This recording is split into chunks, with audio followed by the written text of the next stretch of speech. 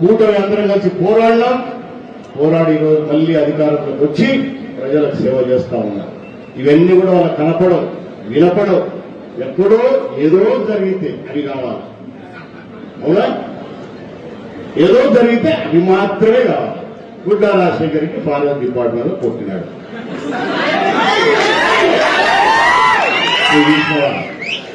గుడ్డా Rajasekhar Reddy guest house లో మందు తాగి వచ్చి గేట్లు తెరసకుండా కొట్టినాడు. వీడు నాకు పెగ్గు కలుపుతున్నాడా?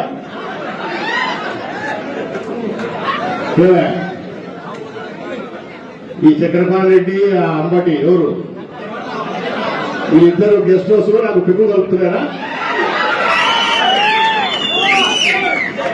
అంటే అప్పుడే కదా నేను గెస్ట్ హౌస్ లో ఇప్పుడు నేను గెస్ట్ హౌస్ లో మందు తాగి వచ్చినానంటే వాళ్ళు నా పక్కన ఉంటేనే కదా. లేకపోతే ఎట్టొస్తుంది నేను గెస్ట్ హౌస్ లోకి వచ్చినట్టు?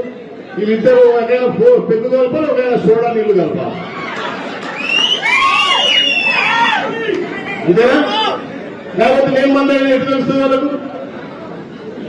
బుద్ధి జ్ఞానం లేకుండా ఏమి జరిగింది అక్కడ, అసలు వాస్తవాలు ఏంటి ఇవి తెలుసుకోకుండా మీడియా ఉంది కదా అని చెప్పేసి నీ చూపించే ఒక డొక్కు మీడియా ఒకటి పెట్టుకున్నావు, ఒక డొక్కు పేపర్ ఒకటి పెట్టుకొని తెలుగు ఉంది కదా అని చెప్పేసి ఇష్టం వచ్చినట్టు రాస్తే ఊరుకుంటారా?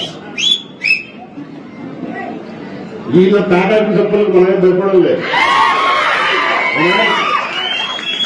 మళ్ళా ఆయన ఏం మాట్లాడతారు? చంద్రబాబు నాయుడు గారు, పవన్ కళ్యాణ్ గారు, ఎందుకంటే అశోక్ మీద కూడా కేసు ఉంది, జనసేన ఇన్ఛార్జి కదా, అంటే వాళ్ళ ప్లాన్ కాబట్టి ఏమని పెట్టదా బీజేపీ ఇన్ఛార్జి? అవునా? టీవీలు కూడా పెట్టింటే ఇంకా సరిపోయింది అనుకుంటున్నారేమో. వెనక బండ కూర్చోయింది, మర్చిపోయినారని చెప్పలేమా? నేను ఎట్లా ఈ దరిద్రపు నాయన ప్రజలకు ఏం కావాలన్నా చూడండి అయ్యా. అధికారంలో ఉన్నాం, మేము ఏదైనా చేయకుంటే వేలైతే చూపండి, చేస్తాము. అది కానీ పనికిమాల విషయాల మీద ఫోకస్ పెట్టుకొని అక్కడ ఏం జరిగిందో నీకు తెలియదు, అనుకోవాలన్న జ్ఞానం లేదు నీకు.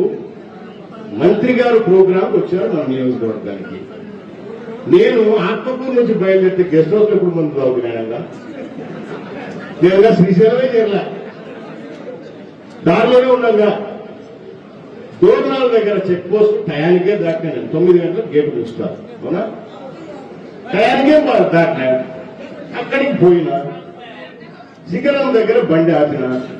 ఎందుకంటే అప్పటికి 10 గంటలైంది, నాకు ఎదురుగా బండ్లు వస్తున్నాయి, రాకూడదు. కొంతమంది వదులుతున్నారు, కొంతమంది వదలడంలో వాళ్ళు ఏదో చిన్న గలాట పెట్టుకున్నారు. నేను బండి ఆపి వాళ్ళని నడిచి ఎవరెవరు డ్యూటీలు ఉన్నారో ఫోటోలు తీసుకున్నాను. ఇది నేను చేసేదయ్యా. వాడిని మన పిల్లోడు, వాడికి వాడు ఎవడైతే నేను కొట్టానని చెప్తారో వాడు మన పిల్లోడే. నాకు చేయి ఫ్రీగా దొరుకుతుంది. ఇటు రారా సార్ మనం కొట్టాడు వీళ్ళు చూపిస్తాను. ఆ పిల్లోడు మన పిల్లోడు, వాళ్ళని కొడతాయి. నేను ఈ రోజు నేను కాదు వాళ్ళే కూర్చోవాలి. ఎవరైతే ఆ ఇస్మాయిల్ అని పిల్లోడో మన పిల్లోడో కాదు, లేకపోతే వైఎస్ఆర్ పడ్డాడో కనుక్కోవాలి. యశోలో మందు తాగొచ్చి గేట్లు తెరసకుంటే ఎమ్మెల్యే వస్తే నువ్వు గేటు తీయవా అని కొట్టానంట. దిగి చెప్తే ఇందాక ఒక పక్క చక్రపాణి పెగ్గు వస్తుంటే ఒక పక్క అంబటరావు చూడడానికి వాస్తవాలు తెలుసుకోకుండా అనవసరంగా మాట్లాడి దాని పెద్ద రాత్రి ఏమి కాదు. మనకు పార్టీలు కూడా 2 పార్టీలు క్షుణ్ణంగా, చంద్రబాబు నాయుడు గారు కానీ అటు పవన్ కళ్యాణ్ గారు కానీ విషయం ఏం జరిగింది క్షుణ్ణంగా తెలుసుకున్నారు కాబట్టి మనం ఏమన్నా.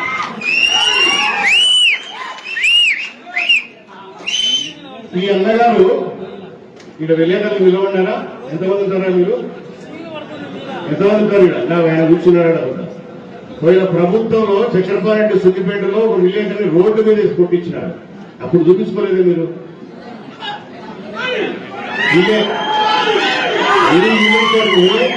రోడ్డు మీద సంతే మీరు చూపించుకోలేదే? ఎడవేరా మీరు? వీళ్ళ విలేకరిని రోడ్డు మీద స్తంభించినాడు. ఆయన ప్రజాస్వామ్యం చేశాడు. 5 మంటలు చేయించాడు. నేను అమ్మ నియోజకవర్గంలో మనం అధికారంలోకి వస్తుంది ఈ చక్రపాణి తిక్కగుతలు చూస్తాడు. ఎన్ని మంటలు? 5 మందిని చంపించినాడు. నేను అదే పని, నాకు వేరే పని లేదు. మనుషులు చంపించడమే పని నాకు. ఈ కలుగుతులల్లా ఏదో 4 మైకులు వాళ్ళు పెట్టారు కదా అని చెప్పేసి నీ బుద్ధుడు మాట్లాడితే నీకు చెప్తూనే ఉన్నా, నువ్వేమన్నా మర్చిపోయినా, నువ్వేమన్నా పొరపాటు నాకు మాట్లాడలేవు, నా బొత్తు వీకలేవు, నన్ను ఏం చేసుకోలేవు. బిడ్డ ఉందో వెయిట్ చేయి, ఎక్కడే ఉంటుంది.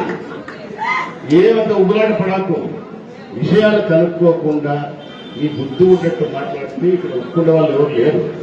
వీళ్ళిద్దరి మీద కోర్టులో డెఫర్మేషన్ కేసు వేస్తా, ఖచ్చితంగా పరువు నష్టం కావా. ఎవరైతే అమ్మటి రాంబాబు ఉన్నారో, చంద్రబాబు రెడ్డి ఉన్నారో, నేను న్యాయం ఇచ్చి చేసే న్యాయంతో నాకు టెస్ట్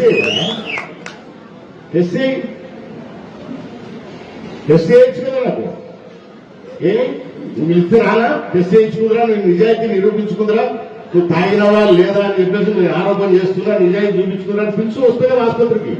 వాడికి టెస్ట్ చేస్తాడు కదా నేను తాగినా లేదు, వాడు ఇస్తాడు కదా నీకు రిపోర్టు. ఈడ తిక్కమాటలు మాడితే ప్రజలు ఊరుకుంటారు అన్నమాట. ఎవరు ప్రజలు ఊరుకున్నారు?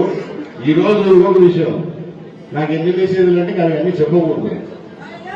ఫారెస్ట్ డిపార్ట్మెంట్ తో ఎంతమంది ఇబ్బంది పడినారో మన నియోజకవర్గాలు తెలుసు, పక్క నియోజకవర్గాలు కూడా తెలుసు ఏ రకంగా ఇబ్బందులు పడుతున్నారు. వాళ్ళ వల్ల సమస్యలు, అనేకమైన సమస్యలు ఉన్నాయి. ఈ సమస్యలన్నీ కూడా మన ముఖ్యమంత్రి గారి దృష్టికి, మన సంబంధిత శాఖ మంత్రులు మన పవన్ కళ్యాణ్ గారు ఆయన దృష్టికి, ఎందుకు జరుగుతోంది ఇక్కడ, అభివృద్ధి చేయాలంటే వాళ్ళతో ఇబ్బంది వస్తోంది, సంక్షేమం చేయాలంటే ఇబ్బంది వస్తూ ఉంది, ఒక పైప్ లైన్ వేయాలంటే గ్రామాలలో నీళ్లు తాగడానికి నీళ్లు వేయాలంటే కూడా వాళ్ళు అనేక అడ్డంకులు సృష్టిస్తున్నారు. సో ఇవన్నీ మేము దృష్టికి తీసుకుపోతాం, గతంలో తీసుకుపోయాం, ఇప్పుడు కూడా తీసుకుపోతాం. ఏవి ఆగవు ప్రజల కోసము, ఖచ్చితంగా ప్రజలు పని చేసి ఇస్తాం. భారత్లో వచ్చిన ఆగవు, ఇంకోటి వచ్చిన ఆగవు. గౌరవంగా మర్యాదగా మనం ప్రభుత్వంలో ఉన్నాం కాబట్టి ప్రభుత్వానికి తెలియజేసిన బాధ్యత మనకు ఉంది కాబట్టి. ఎందుకంటే ఈ లంగనాయాలు ఇష్టం వచ్చేట్టు మాట్లాడతారు కదా, వెనకాల ముందు లేదు, అవునా? మీడియా ఉంది కదా, చెల్లు మీద రాసుకుంటున్నారు. మనం కూడా జాగ్రత్తగా చూసుకొని ఖచ్చితంగా ఇవన్నీ చేస్తాం. ప్రజలకు కావాల్సిన కార్యక్రమం ఖచ్చితంగా చేస్తాం. ఒకటి మాత్రం నిజమే, రేపు అసెంబ్లీలో కూడా మాట్లాడతలేదు. బుడ్డా రాజశేఖర రెడ్డి, బుడ్డా సీతారామరెడ్డి, బుడ్డా వేలంరెడ్డి 50 సంవత్సరానికి రాజకీయం చేస్తుంటే కూడా మనం ఎవరో లేదు. మీ పుణ్యమైన మా ఇంటర్నేషనల్ కూడా వచ్చేసినాం. చాలా చాలా థ్యాంక్స్ బ్రదర్ మీకు, మీడియా వాళ్ళకు. అవునా? ఒకవేళ రాష్ట్రంలో తెలిసి ఎంతమంది తెలిసింది కదా, మన జిల్లాలో 10 మంది ఎమ్మెల్యేలకు, అపోజిషన్ వాళ్ళకు, పక్క జిల్లా వారికి, మహాజాత రాయలసీమ అటు పోతే కొంతమందికి, అంతేనా? 50 ఏళ్ళకి రాజకీయం చేస్తుంది. 100,000 కోట్లు ఇచ్చి నియోజకవర్గాలు అభివృద్ధి చేసేమో తెలియదు. ఇప్పుడు మాత్రము రాష్ట్రం విషయపెట్టి, భారతదేశం విషయపెట్టి, ఇంటర్నేషనల్ అంతకంటే పబ్లిసిటీ ఇచ్చాను కాదు మనకు. ఇప్పుడు గుడ్డమాత్రి ఏమో ప్రపంచం అంతా తెలుసు. సో వాళ్ళు మీడియా వాళ్ళు నాకు ఫోన్ చేస్తా ఉంది, బీబీసీ అని చేసినాడు. చాలా చాలా థ్యాంక్స్ బ్రదర్, మీ దగ్గర కూడా వచ్చేసింది న్యూస్, అంతే కదా. బీబీసీ అంటే మాటలా, బీబీసీ అంటే బ్రిటిష్ బ్రాడ్కాస్ట్ అది.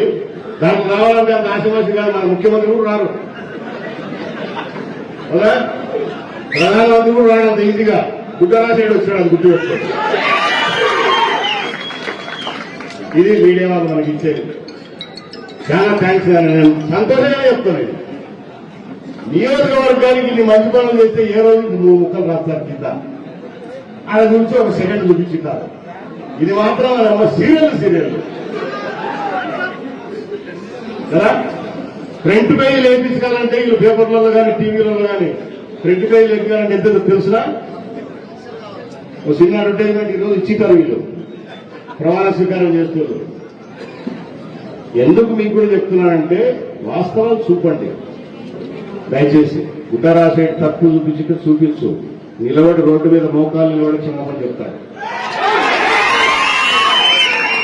పనులను చూపిస్తే నువ్వైనా బట్టే ఎవరైనా బట్టే తప్పు చేసి చూపించు, తప్పేముంది? జరుగుతున్న విషయాలు తెలియదా? సో అట్లాంటి నేను ఎప్పుడు భయపడాలి, మీరు కూడా ఎవరు భయపడాలి. అన్నకేమో జరిగిపోయింది, అన్నకేమో జరిగిపోయింది. ఏమీ జరగదు. ప్రజల్లో ఉన్నంత కాలం మన 3 పార్టీలు ప్రజల కోసమే పుట్టినాయి, గుర్తుపెట్టుకోండి. మన సిద్ధాంతమే పేదవాడి కోసం నిలబడే పార్టీ తెలుగుదేశం పార్టీ కానీ జనసేన కానీ బీజేపీ కానీ గుర్తుపెట్టు ఆ సిద్ధాంతంలో పుట్టినాం పెరిగినాం దాంట్లోనే సస్తాం. ఈ తప్పు కాయలకల్లా భయపడేది ఏదో 4 రోజులు చూపించారు హ్యాపీ కదా. ఇప్పుడు 50,000 కూడా రాసేది అనుకుంటారు దాన్ని అవసరం సార్ అంతే కదా. ఒక్కరన్నా వివరణ అడిగారా నన్ను?